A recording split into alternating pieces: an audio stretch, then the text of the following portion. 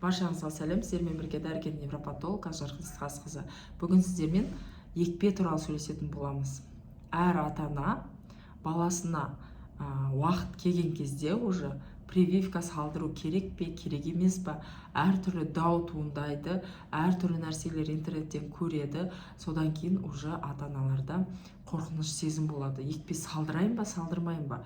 Не үшін мен сап-сау балама прививка салдыруым керек деп жаңағыдай неше түрлі ой мазалайды. Сондықтан осы видеоны соңына дейін көріңіздер.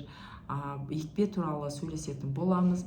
Қандай қарсы көрсеткіштері бар және қандай аурулардан екпелер қорғайтыны туралы айтатын боламыз. Алдымен мен каналыма тіркеліп, подписаться деген батырманы басып, уведомление деген значокты басып, жаңа видеолар келгенін жаңағыдай көріп уақытылы отырыңыздар және комментариялар жазуды ұмытпаймыз. Қолымнан келгенше жауап беруге тырысатын боламын.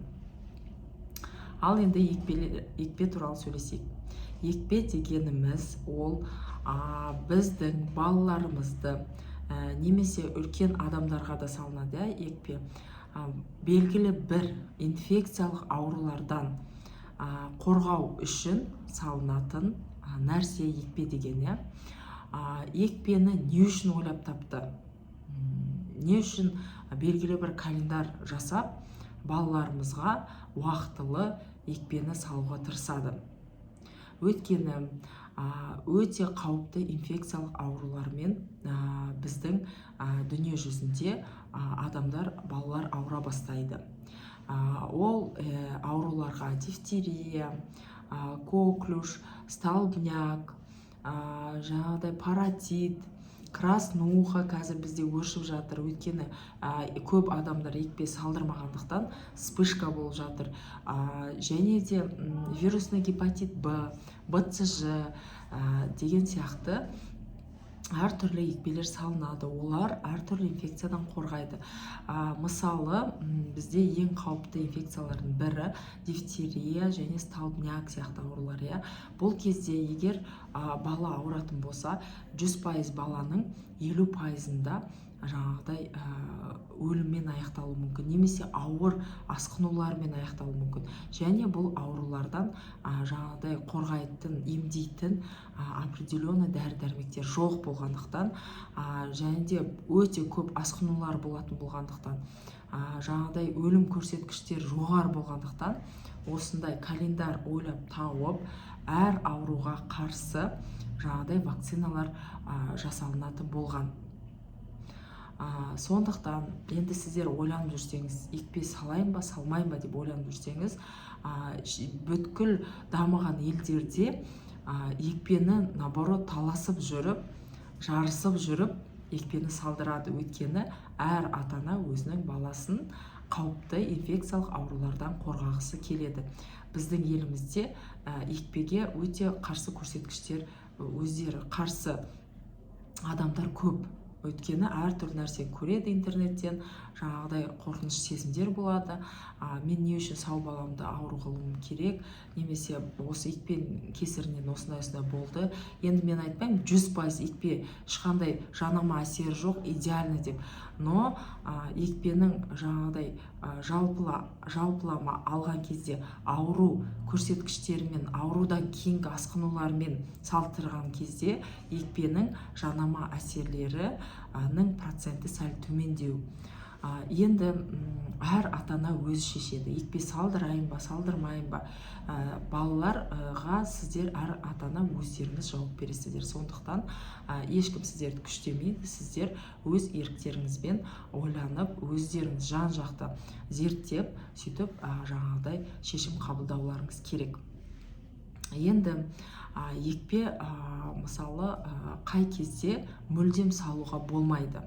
Ең бірінші, егер балада жоғарғы температура немесе жедел белгілі бір аурумен ауырып тұрса, жоғарғы температура, немесе жаңағыдай ОРВИ, вирустық инфекция, немесе басқа да бір диарея, кишечный инфекция деген сияқты бала ауырып тұрған кезде екпе салынбайды, бірақ медотвод жасалады. Определенный уақытқа дейін бала толығымен жазылғанша күтеді, жазылғаннан кейін екпені жаңағыдай уже балаға салады. Енді қай кезде мүлдем екпе салуға болмайды? Ең бірінші жаңағыдай жедел инфекция, екіншісі ол иммунодефициттік состояние, яғни ол иммунный дефицит дегеніміз, яғни спид ауруы, немесе спид ауруы ата-анасынан балаға берілген кезде, немесе жаңағыдай аллергиялық реакция, мысалы бір екпе салдыңыздар, балада өте үлкен аллергиялық реакция болды, онда екінші рет уже екпе салынбайды. Үшінші онкологиялық аурулар, яғни белгілі бір жаңағыдай жерінде балада жаңағыдай қауіпті қатерлі ісік болатын болса екпе салынбайды.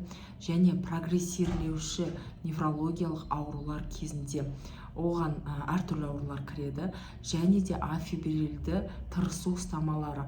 Ол яғни балада егер судорога болатын болса, жаңа температура жоқ кезде, нормальный температурада судорога берсе, екпе салуға болмайды.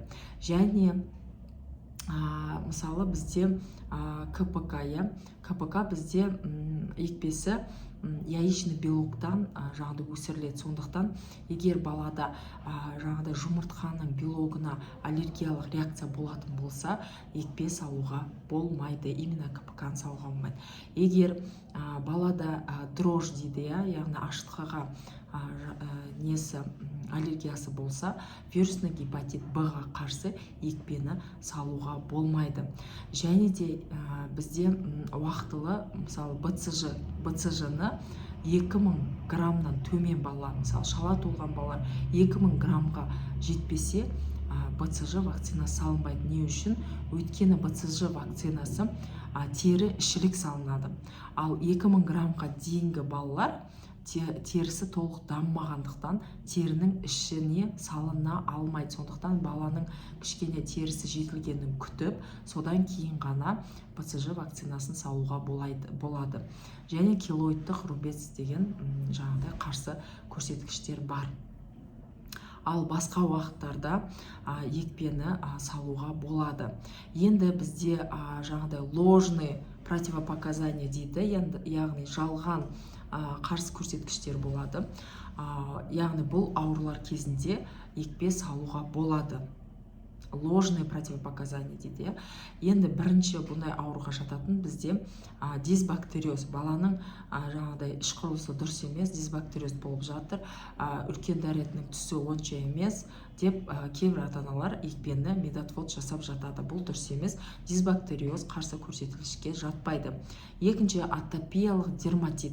Яғни егер балада беті қызарған, немесе басқа да бір жерлерінде аллергиялық реакция болатын болса, оны алдын ала жаңағыдай аллергияны подавлять етіп, 3 күннің алдында, екпенің алдында дайындап, аллергияға қарсы препараттармен екпені салуға болады. Оның алдымен сіздер дерматологпен, аллергологпен консультация алып, сол барлық 3 маман бірігіп, педиатр, аллерголог, дерматолог екпені жаңағыдай уақытылы салсаңыздар болады. Енді келесісі ол бронхиальдық астма. Бронхиальдық астма кезінде де балаға салуға болады екпені. Ол кезде де біз жаңағыдай пульмонологпен бірігіп отырып, баланың жаңағыдай состояниясына, жалпы жағдайына қарап, жаңағыдай белгілерін, қауіпті белгілерді төмендетіп, дәрі-дәрмектерін дұрыстап тағайындап, екпені салдырсақ болады. Келесі врожденный пороки развития дейді. Әртүрлі туа пайда болған ақаулар кезінде, наоборот, бала вирусты инфекцияға жаңағыдай үлкен жаңағыдай қорғанышқа мәжбүр болады. Сондықтан сіздер, то есть баланы надо защитить, қорғауымыз керек баланы. Сондықтан врожденный пороки развития болса балаңызда, онда салуға болады. Келесі ол белгілі бір препаратты қолдану. Мысалы кейбіреулер айтады, біз жаңағыдай ингаляция қолданамыз, біз осындай бір препарат қолданамыз аллергияға қарсы, немесе біз жаңағыдай гормональдық дәрі-дәрмектер қолданамыз, бізге екпе пока салуға болмайды деп жатады. Бірақ ол дұрыс емес. Дәрі-дәрмектер қолдану тоже қарсы көрсеткішке жатпайды.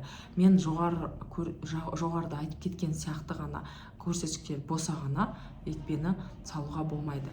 Және де көбісі мысалы екпені невропатолог рұқсатымен екпе салынады деп жатады. Негізі екпені салу-салмауды педиатр дәрігерді өзі де шеше алады.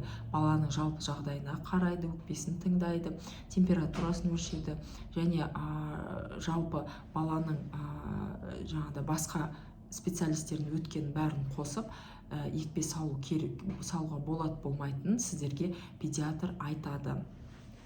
Енді осы видеода сіздер толық жаңағыдай екпеге түсінік алды деп ойлаймын. Бірақ жоғарыда қайталап айтамын, екпе салу сіздің өзіңіздің жаңағыдай шешіміңіз. Яғни салу керек па, салмау керек па, сіздер өздеріңіз шешесіздер. Бірақ негізі екпе салдырған, наоборот, баланы белгілі бір қауіпті инфекциялардан қорғайды.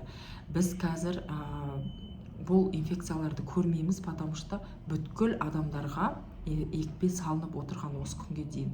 Енді біз білмейміз, қай уақытта вспышка болуы мүмкін. Егер отказниктер көбейіп жататын болса, вспышка қайттан осы ұйықтап жатқан инфекциялардың бәрі қайттан оянуы мүмкін. Сондықтан өздеріңіз ойланып, жан-жақты зерттеп шешім қабылдаңыздар. Екпе салу керек пе, керек емес пе? Осы мәліметтер пайдалы болған болса, немесе қандай да бір сұрақтарыңыз туындаған болса, астына комментарияға жазып, өздеріңіздің ойларыңызбен бөлісіп отырыңыздар. Екпе салу керек пе, керек емес пе? Жаңағыдай жақындарыңызға да жіберіп видеомен бөлісіп отырыңыздар. Сіздермен бірге болған дәрігер невропатолог Ақжарқын Сейтқазықызы. Қош, сау болыңыздар, ауырмаңыздар.